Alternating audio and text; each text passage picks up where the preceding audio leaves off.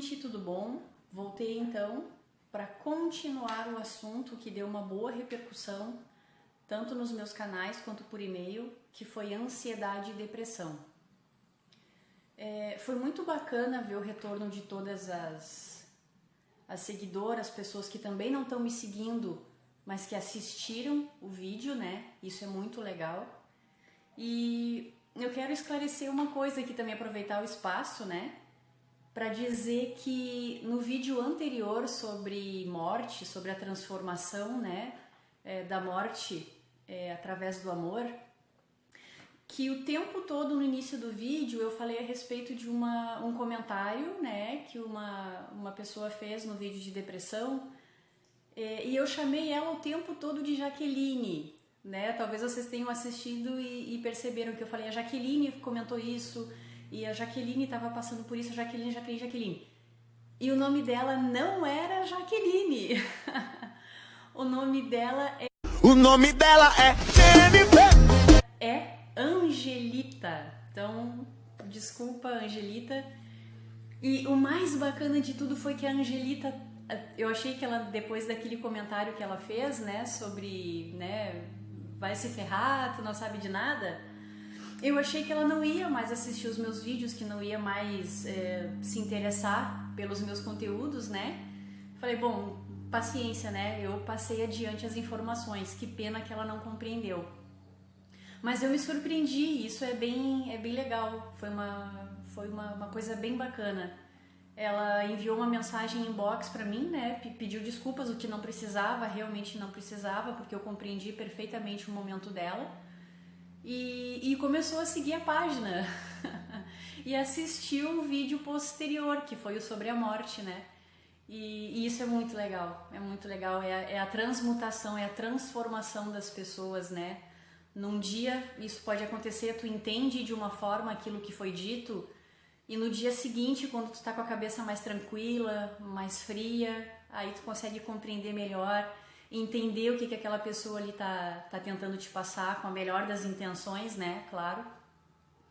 Enfim, só queria aproveitar aqui o início do vídeo para poder falar sobre isso. Então, assim, como eu falei para vocês, todos os vídeos eles são complementares. E a minha intenção, eu acho que com este vídeo eu termino o assunto ansiedade e depressão. Acho que sim. Porque não é uma coisa que dá pra falar em um vídeo.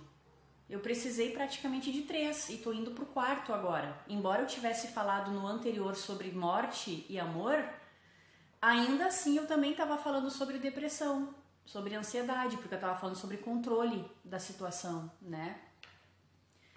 Então não dava, com pouco vídeo não dá, né? E eu sei que as pessoas não gostam de vídeos muito longos, mas ao mesmo tempo eu sei que aquelas pessoas que realmente querem fazer uma transformação na vida delas, que realmente estão buscando autoconhecimento, se melhorar, se compreender, elas vão assistir o vídeo até de 1 hora se for preciso, né? E eu espero que isso aconteça com vocês, porque não é um assunto muito simples de ser abordado. Deixa eu colocar a Lola no chão aqui. Então vamos lá, gente, eu coloquei aqui no título a origem da ansiedade e da depressão. Então hoje a gente vai falar sobre quando que isso começou, por que é que começou, que é para vocês entenderem que não começou assim na fase adulta, não começou agora isso. A ansiedade e a depressão, ou a tendência a ser depressivo, ela não surge do nada. Ah, me tornei ansioso hoje. Não, não é. Tem uma raiz, tem uma origem, e hoje a gente vai falar sobre isso. Isso começa na infância. Tudo começa na infância. Como assim? As pessoas que têm, então, essa tendência à ansiedade, que vem do medo, da insegurança, blá, blá, blá, blá, blá, blá, foram crianças que não tiveram incentivo, apoio, amor e carinho dos pais. O nosso primeiro relacionamento é com pai e mãe, o primeiro da vida inteira. Claro, né? Foram as primeiras pessoas que tu conheceu, as primeiras pessoas que tu teve um vínculo afetivo, então pai e mãe. Mas Fernanda, eu tive um relacionamento muito bom com meu pai e minha mãe. Os meus pais me deram tudo, fizeram tudo o que puderam para mim, me amaram, me deram atenção. E mesmo assim eu sou ansiosa e tenho a tendência a ficar depressiva de vez em quando. Por que é que isso aconteceu então? A resposta continua sendo a mesma. O que tu tem que entender é que hoje, como adulta, entre aspas, adulto, tá? Porque tem muita gente que a gente só cresce, a gente tem o tamanho de uma pessoa adulta, mas a gente tem ações de uma criança, de um pré-adolescente, de um adolescente ainda. A gente ainda tem o comportamento da criança que a gente foi. Ela ainda se manifesta no presente. A adulta ou adulto que tu é hoje acha isso, vê as coisas desta forma hoje. Eu até costumo dizer, até já falei sobre isso em algumas palestras em que eu abordei esse tema. Eu não sou a Fernanda de 34 anos só. Eu sou um resultado, eu sou a consequência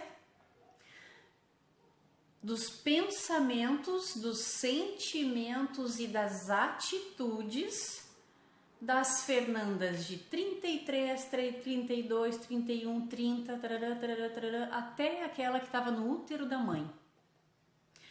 Tudo aquilo o que eu pensei durante a vida toda, tudo aquilo que eu interpretei, tudo aquilo que eu senti continua dentro de mim. E certamente, e o que eu compreendo que sim, né, porque eu já mexi nisso, houveram sim más interpretações de acontecimentos da minha vida. Então hoje eu posso muito bem dizer assim, meu pai e minha mãe fizeram aquilo que puderam para mim, aquilo que souberam, tá tudo tranquilo. Mas a Fernanda de 1 aninho, 2, 3, sei lá, até não importa a idade, 15, não achava isso. Ela não sabia ver desta forma mais madura. Então ela guardou mágoas, ela guardou ressentimentos, ela guardou aquele sentimento de falta de amor vinda dos pais, da falta de carinho, da falta de incentivo, da falta de atenção. Mesmo sabendo que eles deram, mas não na medida que eu queria ou na medida que eu precisava na época. Vocês conseguem entender isso? Vamos dar um exemplo aqui. Gente, a Lola tá subindo e descendo aqui o tempo todo, por isso que eu subo, eu desço, eu viro, né? Não vou poder editar o vídeo, senão eu vou acabar perdendo o raciocínio. Então, tentem entender a situação. Eu vou dar um exemplo do que pode ser que tenha acontecido. É uma das situações que desencadeiam a insegurança, os medos e tudo mais, lá na infância. Como é falta de carinho, falta de atenção, falta de incentivo, tu cresce com esses medos, tu cresce com essa insegurança. Digamos que tu era filho ou filha única, tá bom? Filho único. E aí toda a atenção era dada para ti, todo o carinho, presentes, a família toda ficava te paparicando e tudo mais, né? Aí, de repente, tua mãe fica grávida de novo. Como tu era uma criança na época, provavelmente, né? Não é uma regra também, mas enfim. Tu começou a perceber que a família toda, a tua mãe, os teus pais, enfim, estavam mais voltados para aquela gravidez. Estavam dando mais atenção para aquela nova pessoinha ali que estava chegando, ou que nem chegou ainda, mas já estava ali sendo gerada, enfim, né, crescendo na barriga da mãe. E aí quando ele ou ela nasce, todas as atenções se voltam para aquele irmãozinho. E aí tu, como também é uma criança, não estou dizendo que é o caso de vocês, é só um exemplo. Aquela criança ali que tu foi, fica olhando os parentes paparicando, a mãe dando beijo, abraço e tudo mais para aquela outra criancinha ali, de forma inconsciente, porque criança não sabe lidar com as emoções, ela só sente, mas ela não sabe o que sente, e os pais não explicam também, né?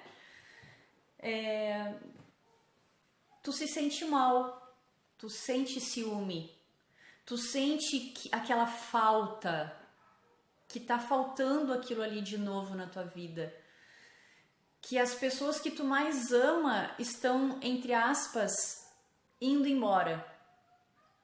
Mesmo que elas estejam ali no mesmo ambiente, elas não estão mais te dando atenção. E aí tu cresce, tu vai crescendo, tudo bem, mesmo que tu te acostume com o irmãozinho, né?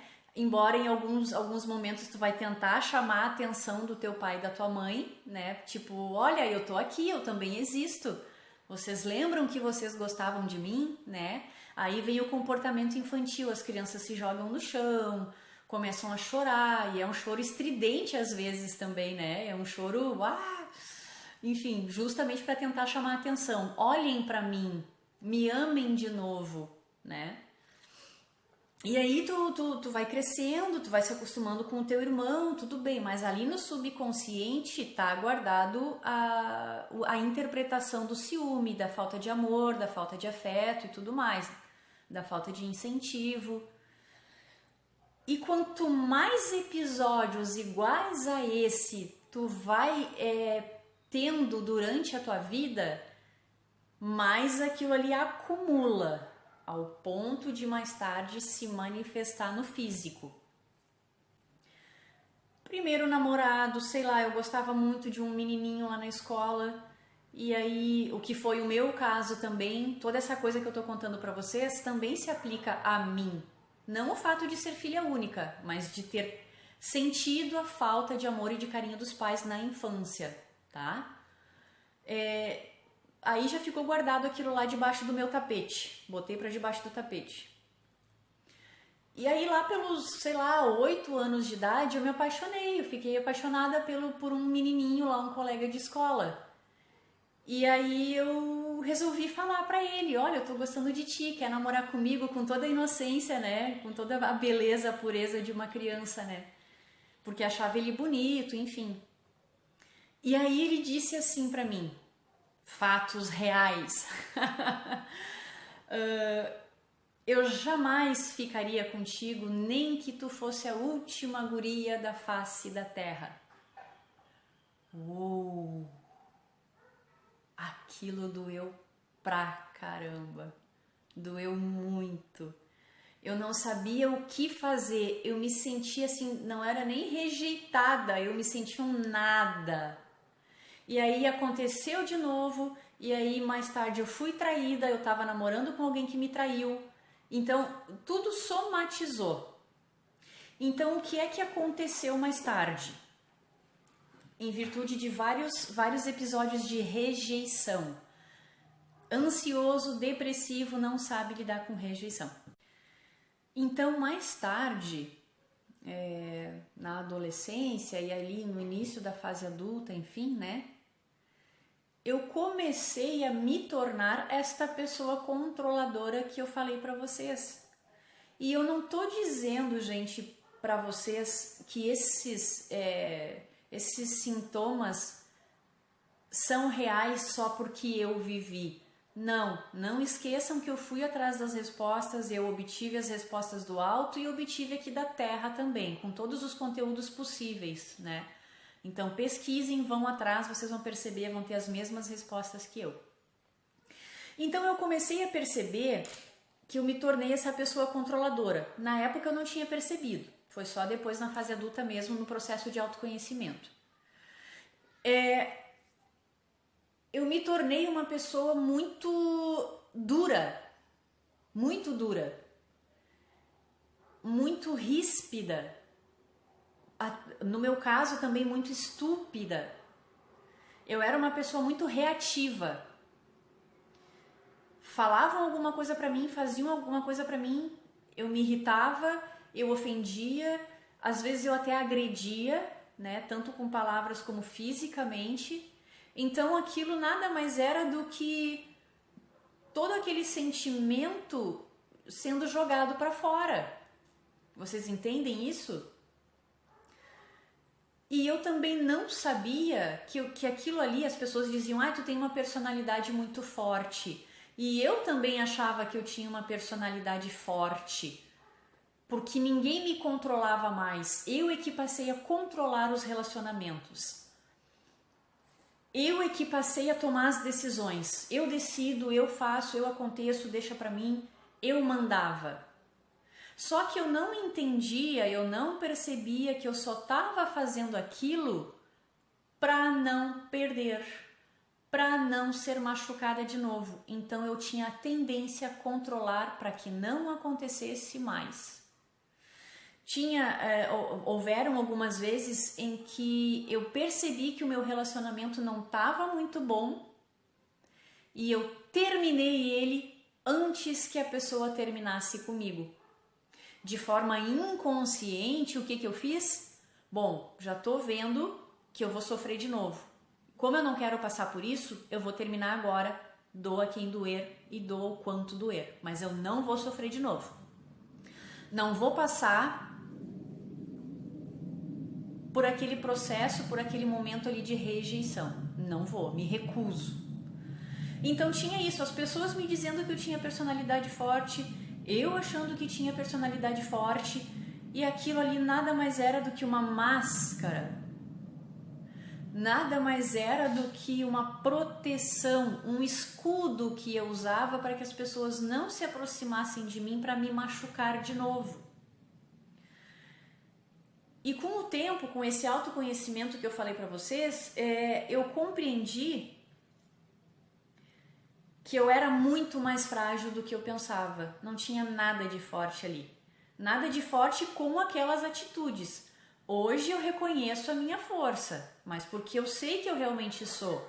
Não porque eu estou usando máscaras, escudos e tudo mais. Não. E isso, nossa gente, isso dói. Dói tu reconhecer isso.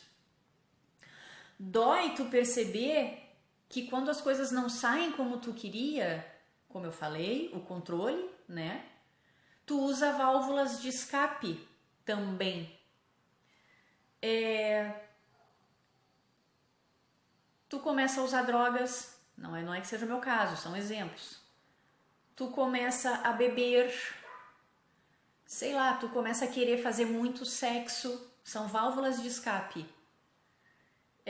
Tu começa a fazer gastos desnecessários, tende ao consumismo, tudo isso para preencher os teus vazios emocionais. Tá vazio, eu fui rejeitada, eu não me senti amada, eu não me senti querida, né? Às vezes até eu conheço pessoas, e também já conheci pessoas no passado, né? Que não saíam de um relacionamento que estava nítido que aquele relacionamento ali já estava falido. Nenhum dos dois estava feliz mais, estava na cara que já não se amavam mais, embora amor não acaba, ele sempre flui, tu tá sempre dando e sempre recebendo. Se tu não tá mais dando e não tá recebendo, aquilo não era amor, era apego. Foram duas pessoas com a mesma vibração, com os mesmos traumas de infância, que se atraíram. Duas pessoas com as mesmas debilidades emocionais que se atraíram por carência. Então eu tô carente, tu tá carente, a gente se encontra, o universo junta essas duas pessoas porque tu tá emitindo para ele a vibração de carência, de ninguém me ama, de ninguém me quer, ninguém gosta de mim. O universo encontra outra pessoa e não é ele que faz essa escolha, é tu mesmo. Mas aí depois a gente fala sobre isso, a questão da lei da atração. Mas tudo no universo é vibração. Nós somos ímãs. Então aquela pessoa que estava mais próxima de ti, tu acaba sendo um radar. Tu capta, ele te capta e vocês se encontram.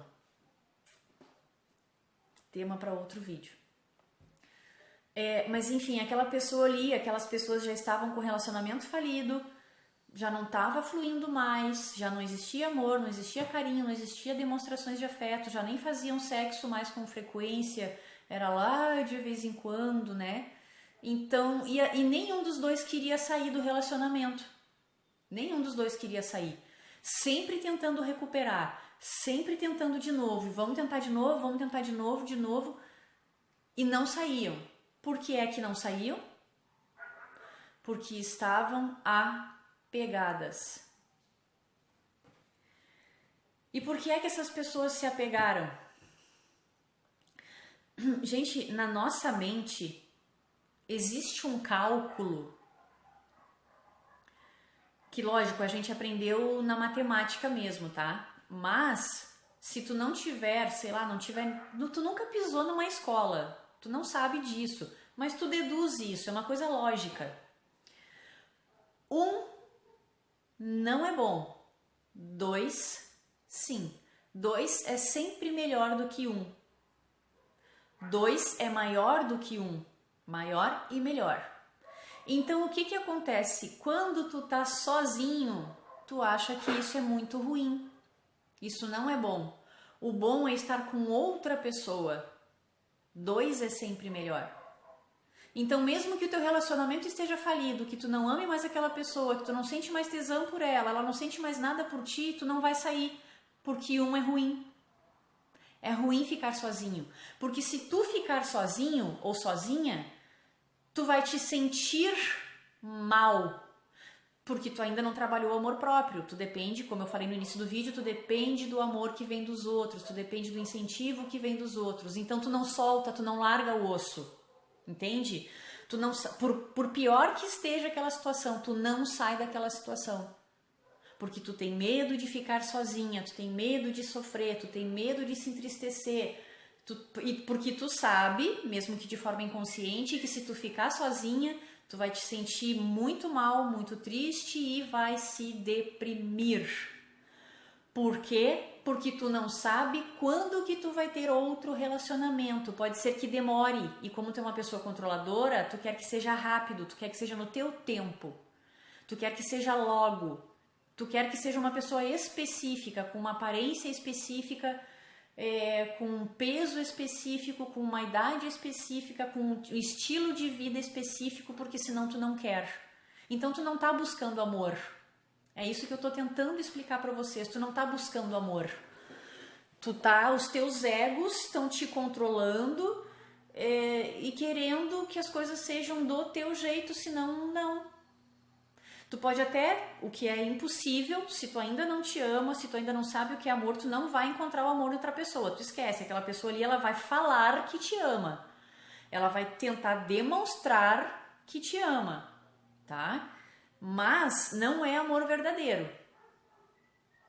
Não é amor verdadeiro. A gente confunde muito sentimentos. Então tu não vai atrair uma pessoa que já sabe amar, porque tu não sabe amar ainda também. E pode ser que tu encontre uma pessoa que saiba amar um pouco mais do que tu, ainda não totalmente, mas um pouco mais do que tu. Mas aí pode ser que tu rejeita, por causa disso tudo que eu falei, dos egos. Não é a idade que eu quero, não tem filhos, eu não quero alguém que tenha filhos. Sei lá, tá acima do peso e eu quero alguém em forma. N motivos tu vai dar, tudo por causa do teu controle. Vamos voltar também para a questão do medo, que é outra coisa que as crianças fazem uma má interpretação e acaba causando esse resultado hoje na fase adulta. Digamos que tu tenha, sei lá, te coloca aí numa idade de 7 anos, tá? Te imagina com 7 anos de idade. E aí, aos 7 anos de idade, tu tá lá no teu quarto brincando com os teus brinquedos, enfim, bem quietinho lá, bem de boa, como a gente costuma dizer, bem tranquilo. E aí, de repente, tu escuta um grito. E é a tua mãe gritando, lá na sala. E aí tu sai correndo para ver o que é e tu vê a tua mãe em cima de uma cadeira. Ela tá em pé em cima de uma cadeira, apavorada, assustada, gritando e olhando pro chão. E aí tu pergunta o que houve? Aí ela vai te dizer, foi uma barata passou aqui, ou um rato, seja lá o que for. A tua mente infantil vai fazer uma má interpretação daquela cena. Qual é a má interpretação? Baratas são perigosas. Eu devo temê-las. Então tu cresce com aquele medo inconsciente em virtude daquilo que tu viu. Afinal de contas, tu só tem 7 anos. A tua mãe tem sei lá eu qual idade, é uma mulher adulta, que tem, sei lá, 300 vezes mais o tamanho de uma barata. E mesmo assim ela estava com medo da barata. Isso significa que aquele bicho é muito perigoso, perigoso pra caramba. Porque a minha mãe, grande do jeito que é, adulta do jeito que é, teve medo, então eu também tenho que ter medo, porque os teus pais são uma referência pra ti. Do que é certo, do que é errado, do que é bom, do que é ruim, mas os teus pais também erram e tu não sabia disso. E aí tu cresce, talvez, tu cresça com um medo inconsciente de baratas, só porque tu viu aquela cena e interpretou daquela forma. Mas elas não são perigosas, tu acha que é, em virtude daquele acontecimento. Então, estes medos não são teus, mas tu assumiu como se fossem. E talvez tu tenha assumido muitos outros medos que também não são teus, mas tu assumiu como se fossem. De repente tu viu algum coleguinha de escola lá que fez uma apresentação de teatro na escola. E aí, sei lá, ele começou a gaguejar, ou ele não leu direito, ou ele travou na hora e não conseguiu falar. Sei lá o que pode ter acontecido. E muitas pessoas que estavam assistindo começaram a rir dele, começaram a debochar. E aí tu vendo aquela cena, no teu inconsciente tu colocou a informação, eu nunca vou falar em público, porque pode ser que as pessoas façam isso comigo também. Então tudo isso gera medo, tudo isso gera insegurança, tudo isso gera baixa autoestima. Tu não vai com a cara e com a coragem, dane-se se alguém vai rir de mim, dane-se se alguém vai debochar de mim, eu vou ir lá sim, eu vou fazer o meu melhor. E se eu não souber qual é o meu melhor, eu vou ficar sabendo depois que eu me apresentar, porque aquilo ali é um termômetro para mim. Se eu errar a fala, então eu já sei que eu tenho que me dedicar mais a decorar o texto. Se por acaso eu ficar tremendo, o corpo começa a tremer, então eu já sei que eu tenho que trabalhar esse meu nervosismo. Só que para isso tu tem que arriscar, e as pessoas ansiosas e com tendência à depressão, elas não arriscam, torno a dizer, elas não querem saber de mudanças. Tudo isso dá muito medo nelas, muito, muito medo mesmo. E isso é muito difícil de trabalhar, gente, olha, mas é muito bacana. Depois que tu começa a fazer isso, tu começa a pegar gosto pela coisa, sabe? Tu não quer parar mais, porque tu começa a resolver as coisas dentro de ti e começa a perceber que as coisas não tinham um tamanho tão grande assim quanto tu tinha colocado na tua cabeça. Mas tudo, absolutamente tudo de negativo que tu tem hoje na fase adulta começou na infância. Tudo, tudo, tudo. Qualquer doença, qualquer trauma, como eu disse nos outros vídeos, tudo tem um início e inicia na infância, até na gestação também, tá, gente? Porque na medida em que a gente vai se desenvolvendo, a gente sente as vibrações do mundo externo na barriga da nossa mãe. A gente sente tudo ali dentro e as pessoas acham assim que é só um bebê não tá ouvindo, é só um bebê não tá sentindo, é só um bebê não sabe o que é que tá acontecendo. Não está sabendo interpretar, mas as vibrações estão chegando nele. E vibrações de medo, de repente a tua mãe estava com medo do teu pai, né? E tu sente, tu não sabe que é medo, mas tu está sentindo e tu está absorvendo aquele medo. O teu cérebro ele já está começando a ser formado, o teu consciente e o teu subconsciente, e tu está jogando tudo para dentro deles, tudo, tudo, tudo. Outra coisa também que faz com que a gente cresça com esses medos, com essa insegurança e tudo mais. Eu, por exemplo, tive um pai alcoólatra, que tinha a questão da violência doméstica, do quebra-quebra, dos insultos, né? A violência era verbal e moral, né? E era muito ruim. Nossa, eu morria de medo do meu pai. Então, a pessoa que teoricamente deveria me incentivar a ter mais coragem, a ser uma pessoa melhor e tudo mais, foi a pessoa que eu mais tive medo. Na verdade, uma das pessoas que eu mais tive medo na minha vida. Então, toda vez que meu pai entrava em casa, eu fugia. Ia para debaixo da cama, eu saía de casa, eu esperava as brigas terminarem para poder voltar. Então, vocês conseguem perceber o medo? E esses medos, eles podem começar de várias formas na vida de vocês. As pessoas, principalmente no colégio, me assustavam muito. Com bonecos, eu morria de medo de bonecos e tudo mais, com filmes de terror, personagens de filmes de terror. Eu tinha muito medo do escuro, as pessoas me assustavam quando eu estava no escuro. Uma infinidade de coisas, tudo isso aumenta o medo. Não importa como o medo entrou na tua vida, de que forma as pessoas te assustaram ou de que forma tu te assustou. Medo é medo, não importa. Tudo isso, o ideal seria que tu anotasse. Eu peguei, e as pessoas que fizeram terapia comigo, eu também indiquei. Eu pedi para que essas pessoas comprassem 2 cadernos, daqueles bem grossos mesmo, tá? Num desses cadernos, e isso fica de dica para vocês também, eu também pedi para que as pessoas fizessem e muita gente teve resultado. Num desses cadernos, tu vai colocar todas as memórias possíveis, tudo o que tu lembrar de situações de medo. Torno a dizer que tu sentiu medo sozinha ou que plantaram o medo em ti. Pessoas que te assustaram, do que é que tu tinha medo. Sei lá, coloca lá, eu morria medo de filme de terror. Escreve tudo lá. Só que o ideal seria que tu colocasse a idade que tu tinha, por exemplo. Vou dar um exemplo de uma memória minha, tá? Para ficar ainda mais fácil. Quando eu tinha 10 anos de idade, o meu irmão me assustava com relação ao fim do mundo no ano 2000. Fatos reais. E ele, por ser adolescente e tudo mais, ele fazia aquilo de propósito, porque para ele era engraçado me ver com medo.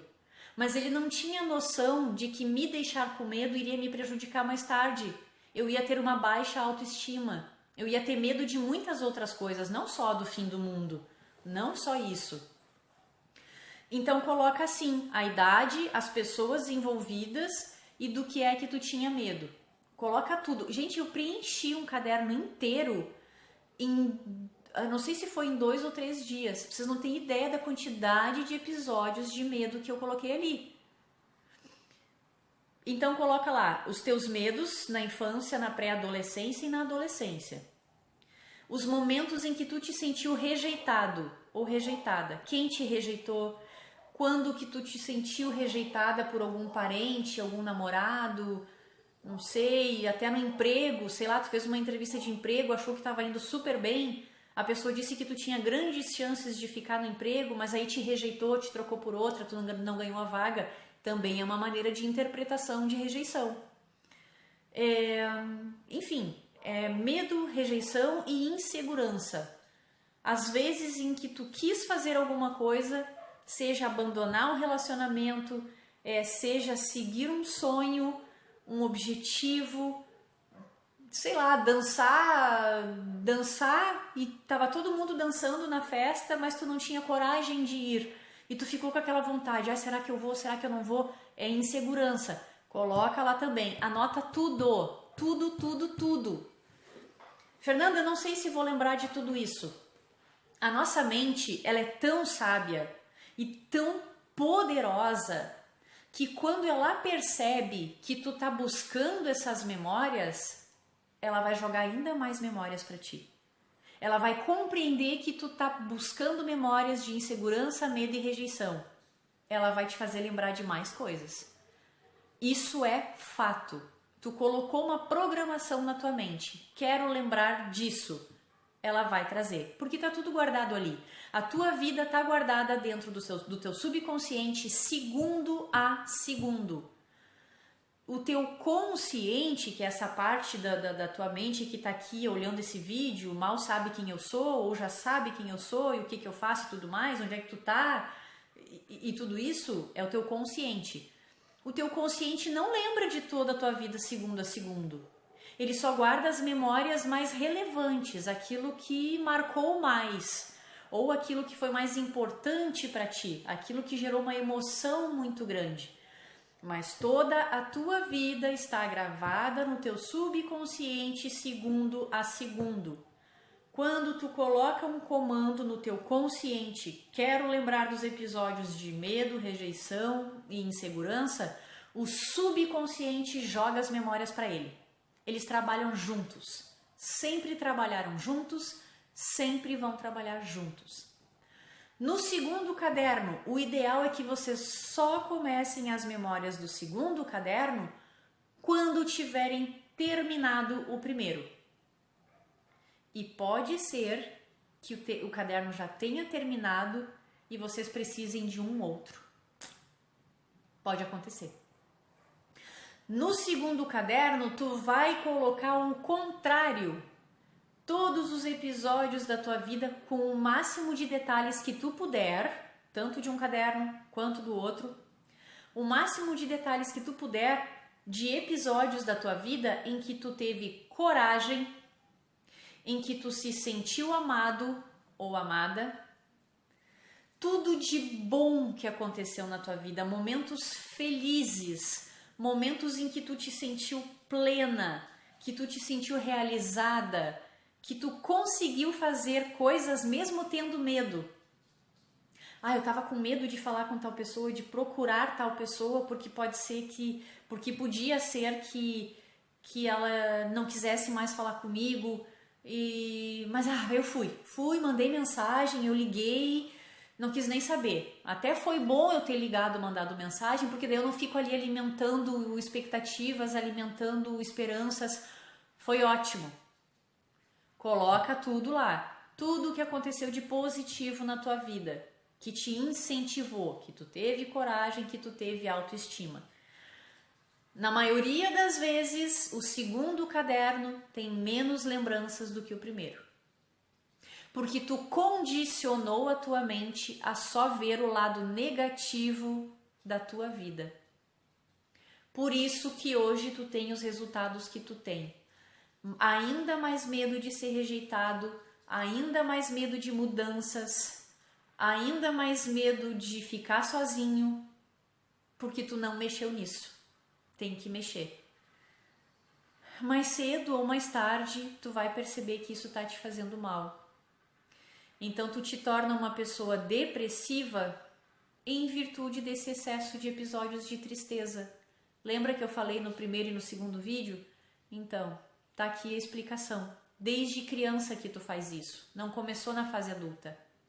E o problema é que quanto mais tu alimenta esses teus medos, tu não dá um stop para eles, tu não dá um basta, pode ser que tu passe a ter medo, inclusive, de sair de dentro de casa. Tu vai ter síndrome do pânico. É mais um desenvolvimento do excesso de medo. E aí cabe a ti parar para pensar, para avaliar, para observar e para resolver. Quando que tu vai fazer isso? Tu vai deixar de viver a vida, deixar de sair de dentro de casa, deixar de se relacionar com uma pessoa porque tu tem medo que ela te rejeite de novo? Tu tem medo de ser traída de novo porque alguém te traiu lá no passado? Bom, eu sinto muito te dizer, mas essa pessoa que tu conheceu agora, ela não é a mesma do passado. É que tu tá projetando nela uma situação do passado, mas as pessoas não são iguais. As pessoas não são iguais. Tu é que tá sendo a mesma pessoa ano após ano. Por isso que tu acha isso das outras pessoas. Tu é que tem que mudar para compreender, para ver as coisas com mais realidade, né? Então tu tem que puxar isso de dentro da tua memória, começar a dar bastas para poder ter uma vida diferente. É possível sim deixar de ser ansioso, é possível sim sair da depressão, é possível sim sair da síndrome do pânico. Lógico que dependendo do nível de ansiedade que tu já tá, do nível de depressão e de síndrome do pânico que tu já tem, sozinho tu não vai conseguir. Tu não vai ter esse discernimento, essa consciência, essa força de vontade para poder fazer. Então, por isso que eu torno a dizer, procura um especialista. Vai no psicólogo, vai num terapeuta holístico. Não sei, quando eu disse no vídeo passado, né? Não sei, eu dei várias alternativas, mesmo falando não sei. Eu estava me referindo ao rumo, para onde que tu vai eu não tenho a menor ideia, mas tu deve ir. Porque sozinho realmente é muito difícil.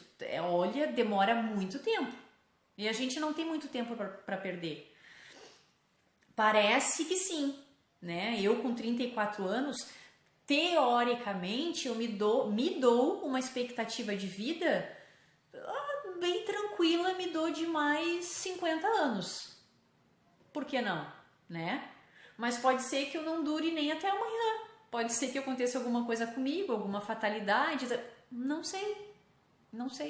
Então eu tenho que resolver isso no agora, para poder aproveitar o melhor da minha vida. Para descobrir quem eu sou, como foi o que eu fiz. Eu também falei para vocês sobre... Não sei agora, não sei em que vídeo que foi, mas eu falei que o importante é o agora. Agora que eu falei o agora, eu lembrei.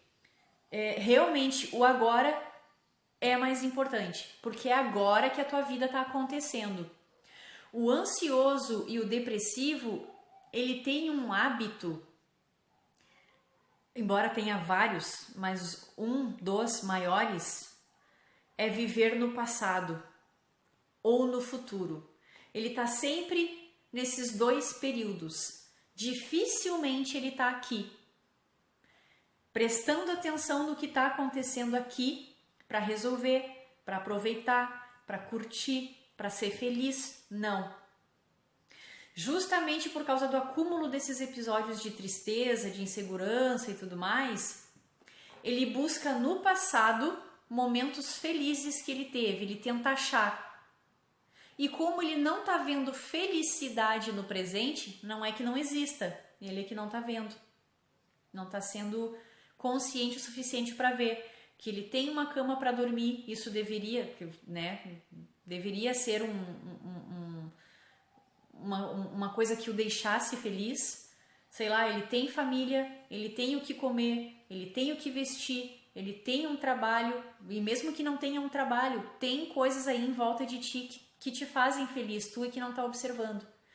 Então ele vai com a mente até o passado e fica lá lembrando da morte da bezerra, né? Da época em que ele era feliz com aquela pessoa, né? Agora ele fica buscando no presente uma pessoa igualzinha àquela do passado, seja na fisionomia ou no comportamento. Dificilmente essa pessoa dá uma chance para alguém que tenha uma fisionomia ou um comportamento diferente daquela pessoa do passado. Raramente. Porque ela associou felicidade àquela pessoa. Então ela fica ouvindo músicas antigas. Eu ouvia muita música antiga, direto, todo santo dia, porque me lembrava de uma época que eu era feliz, mesmo sendo... Na minha cabeça eram poucos os períodos de felicidade. Então eu voltava lá para o passado, ficava remoendo aquele passado. Ou ficava pensando no futuro, como é que vai ser? Será que eu vou encontrar alguém? Será que eu vou conseguir fazer? Será? Então, passado e futuro. Eu não estou no agora. Não estou no agora. E é aí que mora o problema. Não sei se vocês vão ter dúvidas com relação a esse vídeo, se ficou tudo muito bem explicado, porque eu torno a dizer, é um tema bem amplo. Eu poderia ficar aqui dando 1000 exemplos para vocês. Provavelmente esses que eu dei não tenham se encaixado na vida de alguém aí que está assistindo.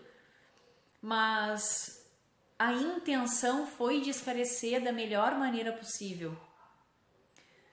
E eu espero que vocês tentem fazer esse exercício dos 2 cadernos. Eu não indicaria para vocês uma coisa que não me ajudou e que não ajudou outras pessoas. Fernanda, o que eu faço com esses 2 cadernos depois que eu escrever todas essas memórias, tanto as negativas quanto as positivas? Eu vou esperar. Eu vou esperar vocês comprarem esses 2 cadernos, eu vou esperar vocês escreverem e vou esperar o e-mail de vocês para dar as orientações. Sabe por quê? Porque se eu disser o que vocês devem fazer, vocês vão avaliar. Ah, eu acho que eu não vou fazer, é bobagem. Ah, eu acho que é perda de tempo. Então, se tu não tá afim de se ajudar, se tu não tá afim de se autoconhecer, de se resolver, não. Eu quero te ajudar. Eu gostaria que tu desse um basta nesses padrões de comportamento. Eu gostaria muito que tu se ajudasse, que tu se valorizasse como eu aprendi a fazer. Aos pouquinhos, estamos no caminho. Sempre sou surpreendida por um ego diferente. Sempre. Então, quem quiser saber, me envia um e-mail, eu dou as explicações. Tá bom? Minhas redes sociais já passaram aqui embaixo, aqui no vídeo. Me sigam, perguntem, deem sugestões, fiquem à vontade. Quais são os problemas de vocês, o que é que vocês querem saber, principalmente a nível emocional, porque são as emoções que causam todos esses problemas que a gente tem, né? Qual é a situação que tu tá passando no momento que tu acha que é delicada, e que não sabe resolver, não tá vendo saída, justamente porque talvez tu seja uma pessoa controladora, ansiosa e com a tendência à depressão, tu acha que a saída tem que ser daquele jeito que tu acha que deve ser, e como não é por ali o caminho, tu não consegue ver outra saída, outra alternativa, né? Mas enfim, manda mensagem. Se tu não quiser abrir a tua vida para mim, através de e-mail, não quiser uma ajuda, também trabalho com o tarô terapêutico, através das cartas de tarô. Ali o tarô me diz o que está acontecendo na tua vida, sem que tu precise me dizer nada. Então ali eu estou trabalhando com os nossos mentores espirituais, com os meus, porque eu preciso deles para ajudar vocês, e com os de vocês, para saber o que está acontecendo na vida de vocês, de um ângulo bem mais amplo. Tu tá vendo a tua vida de um jeito, mas eles estão vendo o todo. Então é sempre com mentoria espiritual. E eu canalizo as respostas através do tarô. Como eu não sou clareaudiente, eu não ouço os mentores, e não sou clarividente, ainda não os vejo, por enquanto, então eu canalizo as respostas. Poderia ser com búzios, poderia ser com bola de cristal, poderia ser com vários tipos de oráculo. Mas eu me afinizei, por enquanto, com o tarô. Posso te ajudar através de lá também. Tá bom, gente? Fiquem com Deus, se cuidem direitinho e até o próximo vídeo. Um beijo.